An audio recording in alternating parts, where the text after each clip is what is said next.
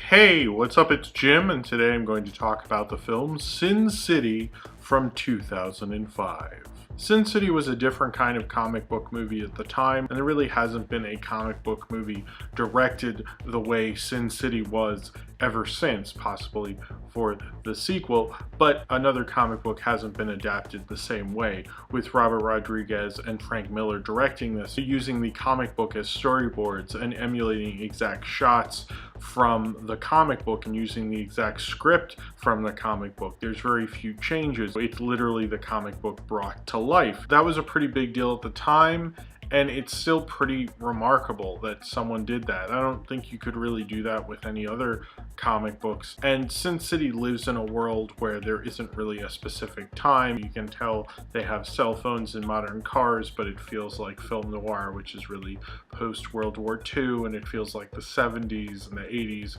It's just kind of a mishmash. Sin City lives in that. It exudes that kind of attitude of a comic book brought to life, and it doesn't really care about adapting a comic book to more of a real life persona. Something that later that year Chris Nolan would introduce with Batman Begins, but before that could happen, Robert Rodriguez and Frank Miller wanted to see if they could do something like this, and I think they succeeded. One of the biggest complaints I heard about this film at the time was Frank Miller's writing, and how many people who weren't familiar with Sin City who saw it were like, I don't know if I like Frank Miller's writing as much. And I think that says more about how they adapted it than anything, because this isn't the normal way you adapt things. Robert Rodriguez didn't even really consider it an adaptation, and I've talked to people who really feel that this film wasn't an adaptation, that he broke kind of cinematic rules by doing it, and kind of hated for that. I also think that's why this film isn't loved as much as it was when it came out, because it's so different from what you expect from a comic book film. It doesn't feel like the other Robert Rodriguez films. It kind of does, because it's so cartoonish and comic booky, a lot like the way Machete would be later in the Spy Kids films, but not in that extreme Robert Rodriguez way. It has its own kind of house style that I think it feels the least like Rodriguez's other work. Now that might be because Frank Miller was there and the scene by Quentin Tarantino, but it's really shocking how much of a departure that is. A lot of his films I don't actually like. I like El Mariachi, From Dusk Till Dawn's okay, and Desperado, but this and El Mariachi still stand to me to be his best two films. They're kind of do similar things, where El Mariachi, you're like, I can't believe this guy made such an effective action movie for so little money. I can't believe this guy took Sin City, a comic book, and made it into a movie exactly almost the way the comic book is. Now this film has four stories, three really. The first story, The Customer Is Always Right, is just really at the beginning and was made as test footage to convince Frank Miller to let Robert Rodriguez make Sin City. Frank Miller had been really anti-Hollywood, even though Hollywood had used him as inspiration for Chris Nolan's films and Tim Burton's Batman, but he had helped write RoboCop 2 and RoboCop 3, which were changed quite a bit and were both like not good movies really. Frank Miller didn't really want to have anything to do with Hollywood, but then Robert Rodriguez changed his mind, which is interesting. After this, you would have a film like 300, which would become an even bigger hit, which is also kind of, from my understanding, I never read the 300 comic book, is very close to the source material, probably not as much as Sin City, but very close. And right after this, it made it so more of Frank Miller stuff could be made into movies, because Robert Rodriguez showed him that the technology exists and that there are directors who didn't want to change it and make it into something else. A Sin City movie that wasn't in black and white and was kind of just like a normal movie, I don't think really would work as well. Then you get the Yellow Bastard storyline, which is about Bruce Willis' character of Hartigan, who is trying to save Nancy Callahan from being raped and molested by a higher-up family's son, and he saves her. And then you see the other two stories, but then we come back at the end to see him in jail for 8 years. He needs to go and find out what happened to her, and finds out she has become Jessica Alba, an exotic dancer. That storyline kind of bookends the film. All of the male leads in each of the stories feel like actors who would be in a film noir. Bruce Willis feels very at home in his character. He feels like that grizzled kind of, almost, not that he's as good as, but almost kind of Bogart role in which he is the older guy who's protecting a younger woman. And it's one of the few where the older guy actually kind of feels bad about dating such a younger woman who could be his grandpa. All these characters have moral codes, and that's really something about film noirs. These guys had moral codes. Like Marv says, I don't like it when people rough up dames. Mickey Rourke especially, I think, embodies the kind of film noir protagonist. His voice just perfectly matches that kind of deep, dark narration. They've lived a life before all this. In old film noirs, that a lot was probably World War II and not getting a job when they got home. But in Sin City, it's that they've been, you know, these kind of terrible people, or they have never proved themselves before. Marv has lived a crazy life and is a very strong, crazed man and has to redeem the death of his beloved Goldie. The storyline of all Sin City that was the most famous before this movie came about. It was the only story of Sin City I had read before seeing this film. I think I'd read some Sin City, but it was the story that I remember. I probably had read it maybe 6 or 7 years before I had seen the movie, and then when I did, I remembered it exactly. It leaves that impression on you. And I think Mickey Rourke, which this was a couple years before his big wrestler comeback, since he was in so much makeup and everything, I think you kind of don't notice him. He falls too much into the character, more so than Clive Owen and Bruce Willis, and so you just kind of look at it as Marv. It just leaves such an impression on you. I felt the same way about The Hard Goodbye that I did when I read it originally. It left that big impression. Not as much because when you're younger, violence is more shocking. I was a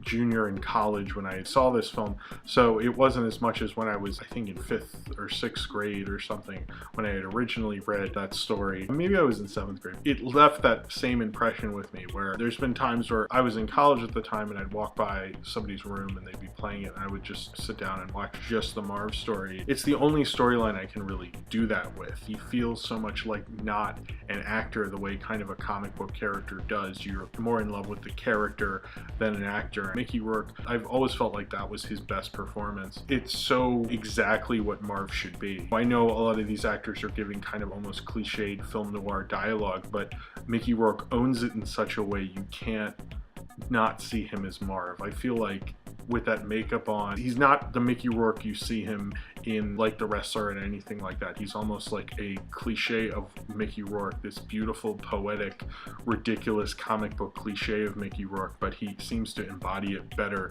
than I've seen him embody it in any other film. Then you get to The Big Fat Kill, which is with Clive Owen. Clive Owen has an older Hollywood look about him. All the guys in this, Josh Hartnett included, their voices work so well with the narration. Like, this film is so fucking well cast, it's just amazing. But this scene has a lot of plot twists, and I like how they do the tar pits, because I've looked through the comics of this story in particular recently by kind of coincidence, I guess. I think this story tries to match a lot of the graphic nature of the comic and how it has kind of a striking graphically tone to it, and I feel like this storyline matched it the least, but it was still nonetheless impressive. I feel like I really know Clive Owen's character, not that I don't know Bruce Willis's or Mickey Rourke's, but I think with Clive Owen's character, what you're getting is these moments where you get some glimmer of his backstory with Rosario Dawson.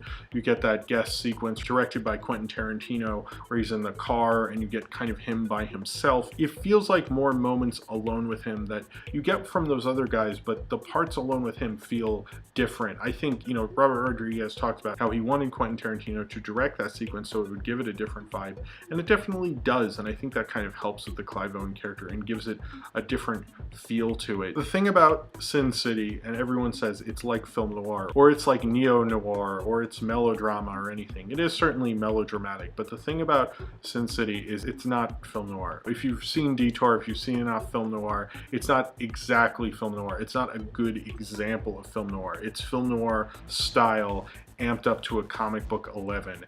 And if you can get with that, you can love Sin City. If you start picking it apart and going like, well, Detour was like this, well, Double Indemnity was like this isn't like that. This is like what some kid who's kind of walked by a lot of rooms playing film noir has picked up, and that's exactly kind of what Sin City is doing. Sin City, as Frank Miller describes it, was just like stuff he thought was cool, and that's kind of the idea behind Sin City. And the people directing it, certainly I think they've probably seen seen all the major film noirs and all the film noirs you are supposed to have seen. What they get about it is they're not trying to recreate a film noir. They're making kind of a comic book cartoonish idea of film noir. They're not trying to hold it to the exact genre conventions of film noir. This isn't post-World War II. You know, they have cell phones in it. They have modern inventions, but then it feels like maybe they're bouncing around in time and you're not exactly sure what year it is. I mean, they never say what year it is in any of this. This lives in a weird, crazy world, and characters can come back and forth, and there doesn't really seem to be much continuity. It's a fantasy land. That's Sin City. That's how it works. It takes the style of it, but it gets enough that it doesn't feel like it's betraying film noir. You know, it's not really trying to do it, so you can't really get mad at it. When I heard people complain about the writing of Frank Miller in this, I always thought like, wow, Robert Rodriguez directed a different kind of movie, because I've never, at the time, I'd never heard someone say, man, I don't really like how Chris Claremont writes after they saw X-Men 2. You wouldn't feel that way. And that kind of directness to the comic book, I knew a lot of people who actually ended up reading comic books after this and reading Frank Miller because they felt like, I've actually seen or read, I guess, a Frank Miller comic book. And that's the different idea of this film. Because comic book movies, especially with Nolan, regrettably has tried to make comic books exist in the real world. Theoretically, I don't know if it's really exactly works because comic books are a fantasy, and in a way Sin City is a fantasy. You know, it's a fantasy film noir, but I love it for that. You know, all these guys are giving kind of cliche Cagney lines. When Bruce Willis is talking, he feels like kind of a Bogart. When Clive Owen's talking, he feels like an extremely violent kind of Errol Flynn type thing. When Marv is talking, I feel like he's Cagney or Edward G. Robinson, but in such an exaggerated way. Sin City works best being translated to a movie so well because it has kind of a cinematic voice to it. It's kind of this exaggerated film noir world, so it works perfectly. It kind of feels like something that I wish would happen more because of its crazed idea of an adaptation and showing that you could do this sort of thing. And when you look at comic book and storyboards, you're kind of like, well, they are kind of exactly similar, so it'd be kind of interesting. There are certain parts they had to cut out for the flow of the film, which I think if the film had been too exact, it might not have worked. As an anthology film, it's really different. The difference between a lot of anthology films and Sin City is, and definitely Pulp Fiction also, is that when you have one director doing all the different stories in an anthology film, the flow to it works a lot better. When you look at something like Twilight Zone, the movie, it's flowed that way for excitement. When you have all these different directors working separately, there's not kind of a cohesive vision. You could never say about Sin City that it doesn't have a cohesive vision. When Robert Rodriguez is almost like a better director wrangler than he is anything else in this film, because he understands, well, I need Tarantino to do this scene so it has a different flow to it, so it feels differently, because that's what this film needs. He's done an anthology film before with Tarantino, which was Four Rooms, which I don't think is as memorable as Sin City is, and the real reason I think for that is because this film, he understood how to use a different director within his film. He understood to have Frank Miller there to help with the shots, to make it graphic. This film has a real graphic nature to it. The flow to this film keeps it from being just an anthology film where you're like, oh, this segment, they have their own unique flows to them, and they kind of intersect in a lot of ways, so you really feel like you're watching one film, not a film with a bunch of different stories. Especially with Bruce Willis being cut up into two, Clive Owen's character showing up in the bar during Marv's thing. Even though it is a very faithful adaptation, they'll use one thing from here and one thing from there.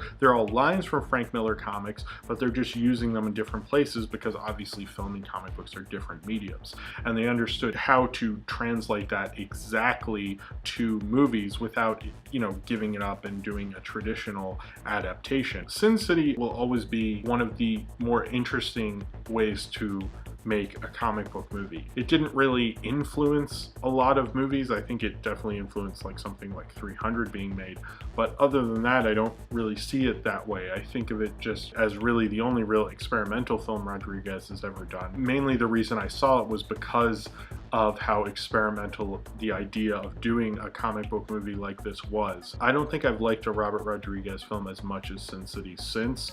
I don't know if I ever will again. There's kind of both an old Hollywood way in which he directed this so quickly, but also kind of a new school, new technology way about it, making shots in such a graphic comic booky way, but still acknowledging a film past, even if it is kind of just the style of it. Robert Rodriguez is probably more of a style over substance director, so he was probably the perfect person to try to make a film like this. And I think it's one of the more interesting and original ways to make a comic book movie that I think the cinema has ever seen. So if you have seen Sin City and you would like to talk about it, then comment below in the comments and subscribe if you would like to.